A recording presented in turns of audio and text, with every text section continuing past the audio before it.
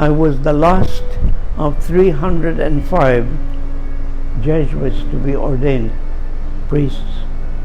The number was so great that Cardinal Spellman at first refused to ordain us, but then we were divided into two groups.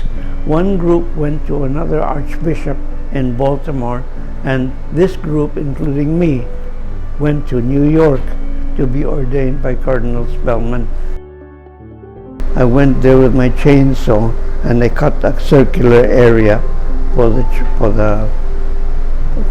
building to start there. So it took me about 2 months there. Then I went back to the seminary, but it was not really the seminary. I went to a place called Wilmington, Delaware. Wilmington, Delaware. Delaware is the town, is the state. Wilmington is the town. Very nice town. It looks as though it came out of a picture book. Really, all the houses, very colorful and so on. And the most interesting thing about that was that was my first volunteer assignment. The parish priest had to go somewhere and he was looking for someone to take his place. So I said, okay, I'll take your place. And then when I went there, he said, well, you're new here, so I'll just bring you. Well, let's go and see Joe. Joe was Joe Biden, who is presently the candidate for presidency over there. Very good man. And then north here to the area between Wao, Pangantukan, and Kalilangan.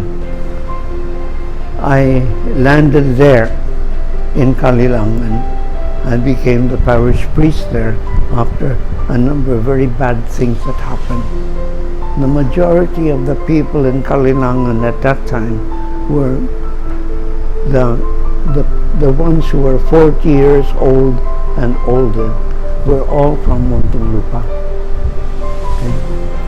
So, the first time I really realized that my being a Jesuit was going to be important, I did it alone. In 1966, 1967, they needed me here because there was a new course in physics that was developed by the Massachusetts Institute of Technology, and they wanted me to apply it here and adapt it here.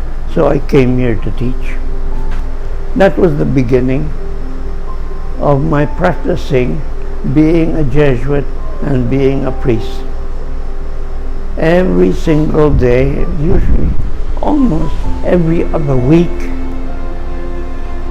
for 14 years, I kept on checking on those kids, okay? Making sure they went to school every day. When I was young, I was a teenager, I was looking for meaning in my life. I thought that after I had read many books, and especially on the life of Christ in the scriptures, then I thought that the best way to spend my life, the life that was given to me by God, is to a life of service. The best thing that came into in my reflection is to become a priest. But I was still in college at that time, and I reflected and thought about my life. And I decided that after I finished my course, well, I tried to work for a while, but it did not satisfy me, so I applied to the Society of Jesus in 1959. So that's how it happened. The first lesson is to ask yourself, what are you here in this world for? And to be able to reflect and think about it and see what meaningful action can be a response to your answer to that question, what you are here for.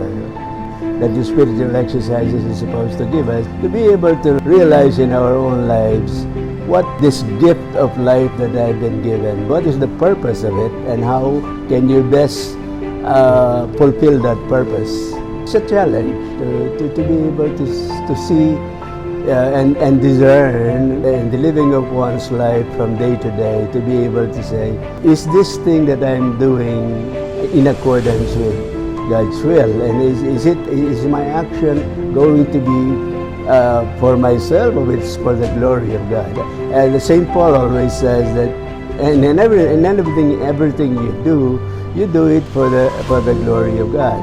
And that's you are not always conscious of that. It's only when in time of silence and reflection that you realize that. Well, that's why the everyday life of a Jesuit, we have this examine, and we look, how has God acted in my life this day? When I was asked once what epitaph you will have in your 2 minutes, the way I put it is, he tried. If I have given my best in everything I do, then that is why my best return for the gift that God has given to me.